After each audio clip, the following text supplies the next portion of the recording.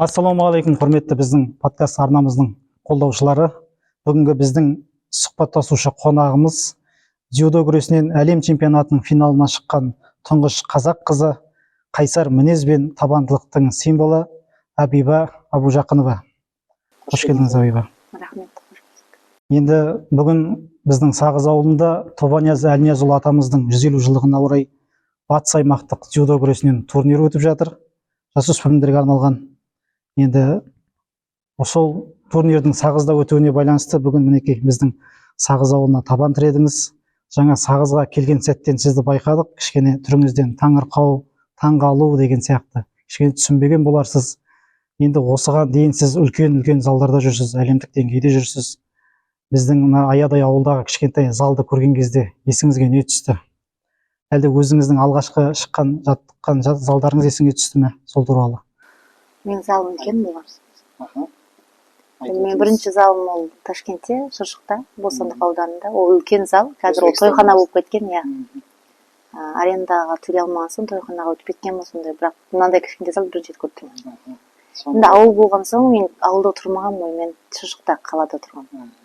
Ол бізде ауыл емес, уже қала болып кеткен, қала жақта. Енді ауылдағы жарыстарда жақсы ұйымдастырылу. Енді ауылды жерлерде осындай залдардың болуы өзі екі қатар сияқты үлкендеу ғой. Соның өзі жақсы деңгейде, балдар жақсы күресіп жатыр. Жарақатсыз жарыс болып жатыр деп естідім. Жақсы сәттілік балдарға үлкен ареналарда, одан да биік белестерді бағындыра берсін. Жас спортшыларды всегда қолдаймын. Мен айтқаныңызға рахмет. Енді жергілікті жасөспірімдерді көрдіңіз жаңа жарыс барысында. Олар сізді кумир санайды. Олармен сөйлесіп көрдіңіз бе, үлгердіңіз бе? Немесе суретке түсіп? Иә, суретке түстім. Маған сұрақтар қойып жатыр, жүріп бара жатқанымда. Коронный приемыңыз қандай еді деп көбісі. Көбінің сұрағы сол болды, иә. Енді қысқаша айта кетейік, мына спорт сіздің өміріңіздің мәні ғой енді. Сіздің өміріңізге айналды. Дзюдо сіздің мінезіңізді қалыптастырды. Енді осы қазіргідей кәсіби деңгейге жету жолында сіз үшін қай кезең өзіңіз үшін ауыр болды? Қазір еске аласыз. Қазақстанға келген сәтіңіз Шымкент қаласында ма, немесе Алматыдағы оқуыңыз ба? Қай кезең сізге қиын болды өзіңізге? Қиын болды ма жалпы? Ташкенттен көшіп келгенде Шымкентке көшіп келдік. Енді сол жерде мектепте оқыдым. 9-шы сыныпта, иә? 9-шы сынып сол жерде оқыдым, 9-10-11 жыл. Сосын Алматыға оқуға түскем, қалған карьерамды, спортымды Алматыда жалғастырдым. 2015-тен бері. 2019 жылы Атырау облысына ауыстым. 2019 жылы спортты қойып кететін кезім болған. Сол Атырауға ауысып, спортта соңына дейін қалдым. Бір септігін тигізді деп ойлаймын, Ержан ағай осындай үлкен жетістіктерге жетуіме. Қалай Атырау облысына ауыстым, солай күресім жүріп, үлкен жетістіктерге сол Атыраудан бастадым. Жалпы көп қиындыққа тап болған жоқпын дейсіз ғой? Тап болдым, сол оқып жүрген кезде, Алматыдағы кезең бе? Жарайды. Енді сіздің ұлы мақсатыңызды білеміз, Олимпиададағы жеңіс. Оған да азғантай уақыт қалды, 1-2 жыл қалды. Сол Олимпиадаға дайындық жалпы басталды ма, әлде енді бастала ма? Олимпиада біткен күн ертесіне уже басталып кеткен. Париж Олимпиадасының 5-ші орынға табан тіредім. Содан соң бір айдай демалған жоқпын. 2 аптадан кейін соң қайтадан жарысқа бардым Абу-Дабиге. Солай басталып кетті. Бұл 25-ші жылы алтынмен бастадым. Кеше әлем чемпионатында жалғыз өзім күміс алдым. Құрамада бір медальмен аяқтадық. Енді осы жылғы мақсатым солмен аяқталды. Бұйыртса келесі жылы бастап біздің ең бір маңызды жарысымыз бір ол Азия ойындары 4 жылда бірде болады. Ол Азияның ішіндегі кішкентай олимпиада деп есептелінеді. Сол жарысымыз енді келесі жыл. Сосын ары қарай өзіміздің Астанада өтетін әлем чемпионаты, сосын олимпиада. Бір маңызды 1-2 жарыс қана қалды. Себебі 2,5 жылдай қалды олимпиадаға. Керемет. Енді сіздің жеке парақшаларыңызда өзіңіз туралы айтылмайды, көбіне спорт жағынан ғой. Сол үшін біз сізді тереңірек білу үшін барлық сіздің осы күнге дейінгі сұхбаттарыңызды қарап шықтық. Сол сұхбаттардың енді бірінде сіз мен үшін чемпиондық маңызды, немесе 3-ші орын депсіз. Яғни ортада 2-ші орыннан гөрі 3-ші орын маңызды деп айтыпсыз. Соны тарқатып кетсеңіз. Енді 2-ші орында ұтылып аласың ғой, 3-ші орын жеңіп аласың. Сол үшін қоймамайсың 2-ші орынға қарай. Сол жеңілген сәтте бір ауыр қиын сезімнен қалай шығуға болады? Жас спортшы, дзюдошы қыздарға қандай кеңес бересіз өзіңіз? Жеңілген сәтте өзімен бір 2 есе тағы да жұмыс жасауды, өзің қателігімен жұмыс жасауды, берілмеуді, қайсар мінезді болуды, сондайды совет.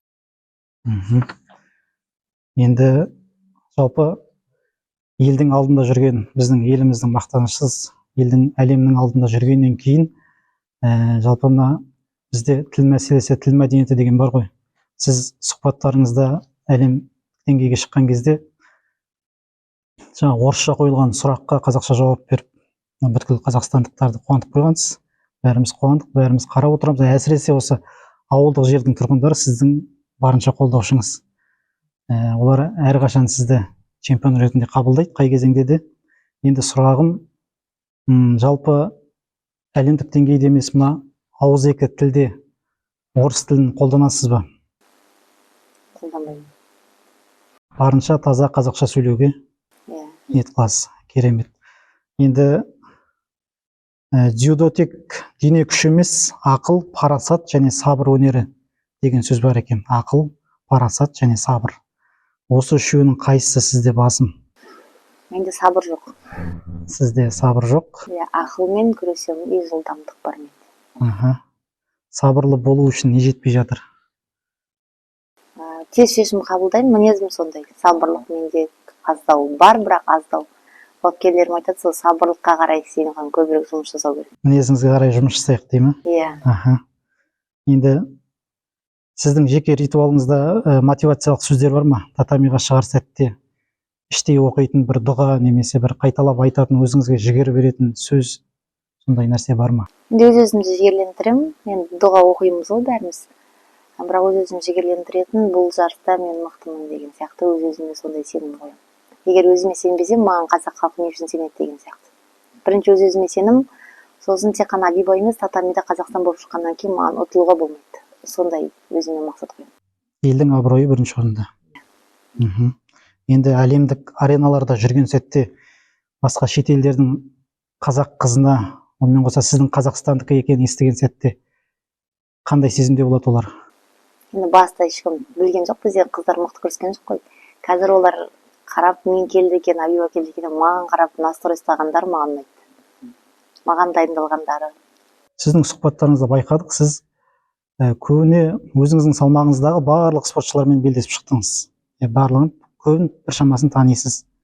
Соның ішінде Нацумидан 4 рет жеңілдім деп айтқансыз. Содан кейін Нацумиді зерттеп, 92-ші жылғы спортшы ғой, қателеспесем. Сол Нацумиді зерттеп қарадым, ол кісі дайындықта үнемі бір әдісті қайталап аренаға шыққан кезде, және сол әдісті барлық қарсыласына жасап жеңіске жетеді екен. Енді сізде әдіс қандай? Жалпы дзюдодағы әдістер жапон тілімен айтылуы міндетті ме, әлде қалай айтылады? Жоқ, жапон тілімен де, өзіміздің тілімен де, жалпақ тілімен де айтамыз. Сіз жаңа әдіс қолданып жатырсыз ба, әлде дайындық барса қалай? Мен басқаша бір әдіс ойлап жатырсыз. Ойлап жатырмыз, бір жыл болды дайындалған, әлі бірақ жарыста қолданып көрген жоқпын. Оны күрес барысында, жаттығуда қолданып көрдім. Дайындықта бұйыртса осы келесі жарыста сәті түссе қолданып көремін. Оны мен емес, автоматты түрде организмім жасау керек. Мен оны ойламау керекпін. Сондай деңгейде дайындап жатырмын. Өзіңіздің ағзаңызды дайындап жатырсыз. Керемет. Енді әлем бойынша біраз елдің спортшы қыздарымен белдестіңіз. Соның ішінде қай спортшы қыз қарсылас сізге ыңғайсыздық тудырады, немесе қай елдің спортшы дзюдошылары ыңғайсыз күреседі? Маған өзіме Европа қыздарымен күрескен ыңғайлы. Азиаттармен күрескен қиындау, себебі олар жағамен күреседі, жақындатпайды. Қазір осы жыл бастағалы бері 4 жапон қызымен күресіп, 4-іне жеңіп алдым. Қазірде стилімді сол жапон қыздарын жеңуге бір жылма жұмыс жасадым. Біреуіне де ұтылған жоқпын. Жұмысыңыздың жемісін көріп отырсыз. Керемет. Енді спорттағы арман орындалса да, өмір жалғасады. Сіз бір сұхбаттарыңызда тіс маманы болуды қаладым деген екенсіз, арманыңыз, мақсатыңыз. Мамандыққа одан кейін заңгер білімін тәмамдап шықтыңыз жақында. Енді болашақтағы сол ұлы мұрат жеңіске жеткеннен кейінгі ар жағындағы мақсат қандай? Қандай мамандық, қандай қызмет ету деген секілді? Спортты қойғаннан кейін әлі оны ойлап көрген жоқпын, бірақ қазірде мақсатым олимпиаданы шыңын бағындыру. Арман бітпейді ғой, ойлай берсең шыға береді. Ары қарай өзімді басқа бір саладан көретін шығармын деп ойлаймын, спорттан басқа. Керемет, Абиба ханым, сіздің бүгін біздің алақандай сағыз төріне келуіңіз, қаншама бүгін 180 балғын жасөспірім күреске қатысып жатыр дзюдоға. Соның баршасы үшін үлкен мотивация болды. Сол үшін біз көп алғыс айтамыз. Және осы орайда сізге жаңа айтылып жатырған осы Тобанияз Әлниязұлы атындағы батыс аймақтық турнирдің демеушісі жаңағы Сағызбек ағамыздың, сол кісінің демеушілігімен шыққан мына Болат Жұмағұловтың «Сұрқия саясат сойқаны» деген кітабын тартып өтеміз. Тобанияз атамыз туралы тың деректер айтылған бұл жерде. Жаңа өзіңіз естідіңіз ода сырған басында. Сол кітапты тартып өтеміз. Және осы қысқаша подкаст сұхбатымызды қорытындылап, өзіңіздің айтар сөзіңіз дзюдошы қазақ қыздарына. Дзюдошы қазақ қыздар менен кейін де бітіп қалмаса екен деп ойлаймын. Үлкен ареналарда көк туымызды желбірететін қазақ қыздар көп болса, мен үшін бір арманымның бірі, тағы да бір арманның бірі деп есептеймін оны. Себебі менен кейін қазірде осы Атырау өңірінен шыққан Абирова Дана кеше ғана жастар арасында әлем чемпионатының күміс жүлдегері болды. Соңғы рет 2017 жылы мен алған жастар арасында. Менен кейін 8 жылдан кейін дәл соны Атырауның қызы алып тұрғанына мен қуанамын. Ендігі үлкен мақсатым осы Атыраудан шыққан қыздар Қазақстаннан шықсын, бірақ Атыраудан шығып әлем үлкен ареналарда біздің туымызды желбіретсе, үлкен бір құрмет болады мен үшін. Ендеше арабтар Хабиба десе, біз Абиба дейміз.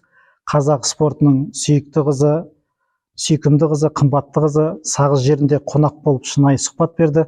Құрметті көрермен, осы сұхбатты тамашалап, лүпіл басып, қазақ чемпион қыздарыңызға қолдау білдіріп қойыңыздар. Көп рахмет.